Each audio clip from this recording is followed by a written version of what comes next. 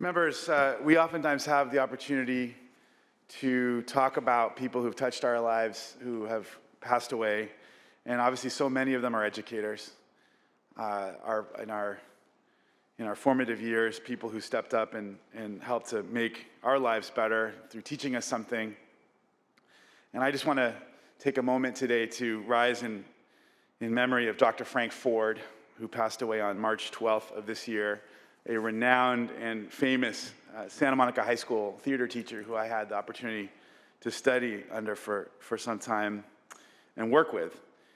He was a pillar of our community. He devoted his career to bringing the joy and opportunity of the arts to young people in my hometown of Santa Monica.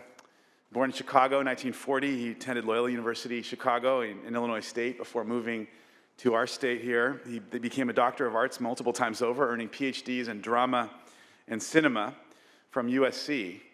And he did teach at the collegiate and graduate levels, but he found such joy in settling down at a high school and working with high school students and building an extraordinary high school theater program that built great reputation and prestige in our area. He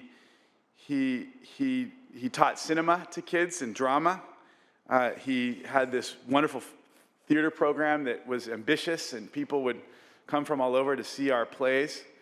I had the chance to act in Julius Caesar with him as a freshman in 9th grade, and then as Captain Hook in Peter Pan, which of course I was really typecast as a evil singing pirate. Both of those experiences were very, very special for me. He discovered this incredible theater that we have on the campus of Santa Monica High School. It was built during the Works Progress Administration during the New Deal in the 30s. It was an Art Deco masterpiece that was dilapidated and needed a lot of TLC, and he helped to spearhead, along with community activists, a drive to fix up the theater and turn it into this gleaming reminder of the beauty of American investment, public investment in great buildings that have lasted for generations, that wonderful legacy that Franklin Roosevelt and his contemporaries left to us. And now it's become an important cultural hub for our community.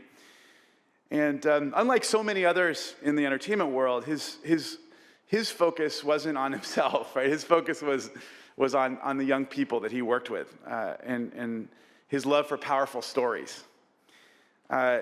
He was tough. I've talked to a lot of friends who talked about their experience studying with him, almost like the students in the movie Whiplash, which some of you might remember. I think it had a lot to do with how driven he was, how focused he was on excellence. He did have a soulful spiritual side to him. He loved philosophy. He talked to me a lot about Fabianism, and I barely knew what he was talking about half the time. But I tried my best and did a little bit of research as a result.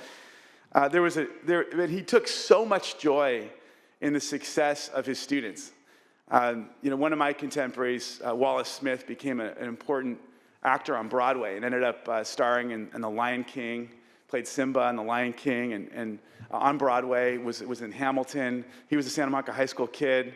And Dr. Ford would fly out to New York to be there at the premiere, to go see him on the stage. He'd even go visit him when he was in touring productions. Ryan Hurst, who became an important TV actor. I mean, there's so many people who graduated from our program who found success in acting, and Dr. Ford would take such pride in their successes. And so he's a very special guy. He taught me a great deal about how to tell stories and how important part of human experience that is.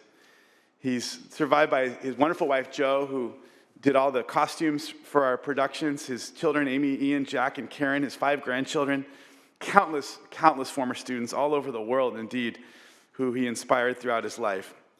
There's going to be a celebration of his life in a couple of weeks in his beloved Barnum Hall in Santa Monica High School, but I did want to take a moment today to ask that we all adjourn in the memory of the wonderful Dr. Frank Ford.